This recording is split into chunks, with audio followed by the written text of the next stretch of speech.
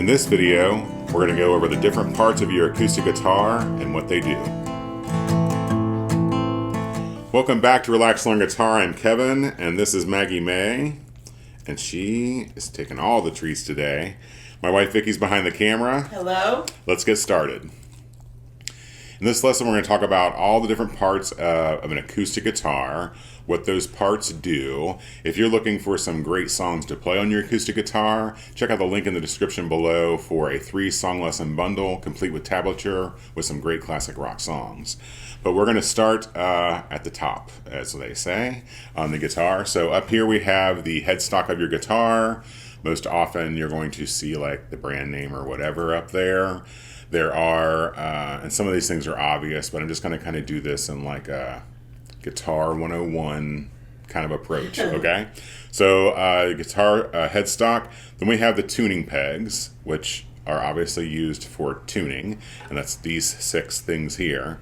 They do have different tuning. You can have open or closed, so these are closed tuners, which basically means like you can't see the gears. You don't have to really worry too much about like maintenance or oiling them or that kind of thing. But there's also open tuners as well, so you kind of see that distinction. The other thing you might see that's different on a headstock is kind of like a dreadnought. This is a dreadnought style guitar here.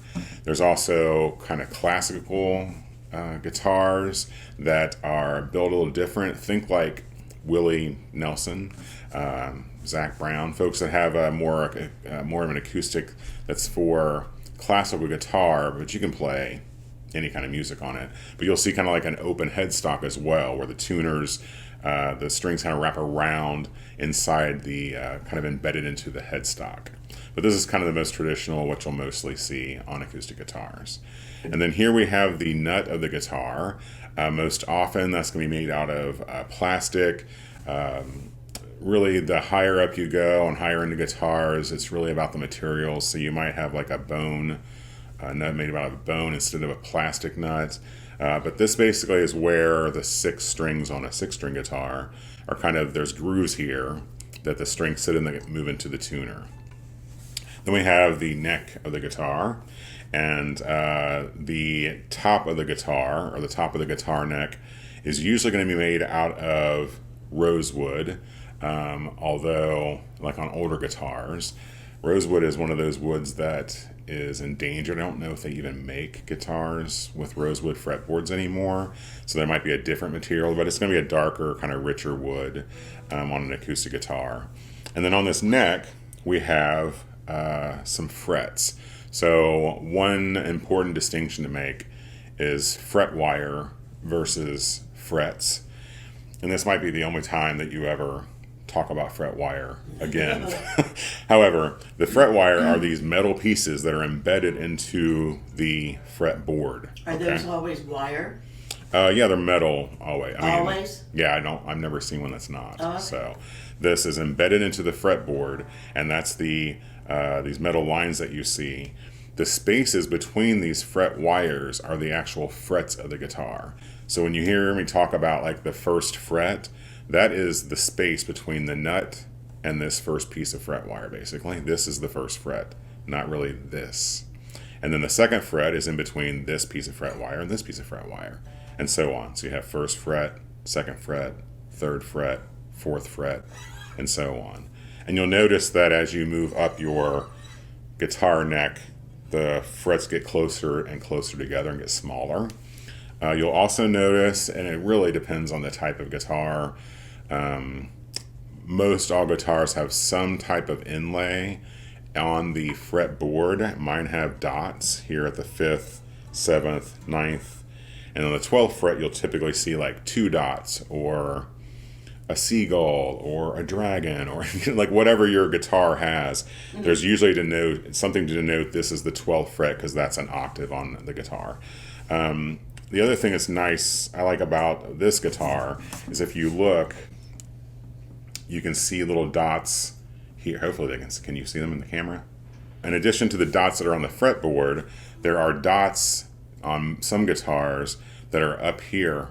So this helps because if you're sitting you know, not leaning over looking at your fretboard, or you're standing up and playing, you can look down at your fretboard and quickly see what fret you're on by looking at the dots here instead of having to kind of crane your neck around. So important to know there. Yeah. And next, we obviously have the strings on your guitar that are, you know, tuned by the tuning pegs, held into place here in the nut. The strings on an acoustic guitar are numbered 6, 5, 4, 3, 2, and 1. So the sixth string is the biggest, fattest. You might also hear people call it the low E string. So this is the low E string, or string number 6. They're numbered from 6 down to 1. And as you can see, they get thinner as you go down. And these strings, along with the knowing the frets, is a really good way to be able to read tablature, which is a great way to learn guitar, in my opinion. In addition to the numbers on the strings, they're also in standard tuning, tuned to E, A, D, G, B, E. And the way I've always remembered that from way back in the day is Eddie 8 Dynamite, good by Eddie. And that's just, there's a million of those little tricks out there to remember the names of the strings. That's just the one that's in my brain forever. The next thing we have is when we get from the neck, we get to the body of the guitar, and probably the most important piece of a guitar when it comes to how it sounds is the top of the guitar. This one is a solid spruce top. We could do a whole nother lesson on like the different woods used in guitars and the different tone woods and how they make guitars sound.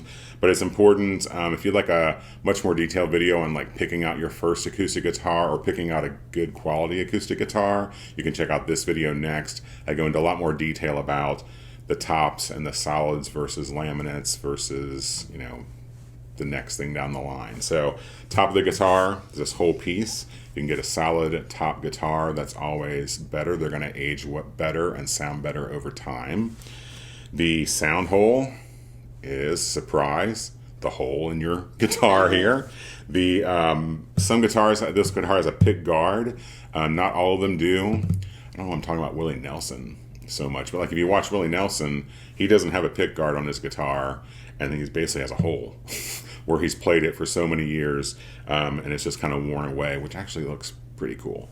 But you have a pick guard, and then you have around the hole. This is just another inlay. So like some guitars, depending how fancy you get, it's just a decoration. Okay. Doesn't affect the sound, just the looks. Then we have the bridge of the guitar. And the bridge is this actual wooden piece that's attached to the top of your guitar. And then on this bridge, we have bridge pins. So these little plastic pins pop out of here. That's what holds like the guitar strings in. There's a little ball on the end of the string, and these bridge pins hold those strings in place. Those bridge pins are right behind the saddle. So this white piece, this is plastic, I'm sure, is the saddle of the guitar.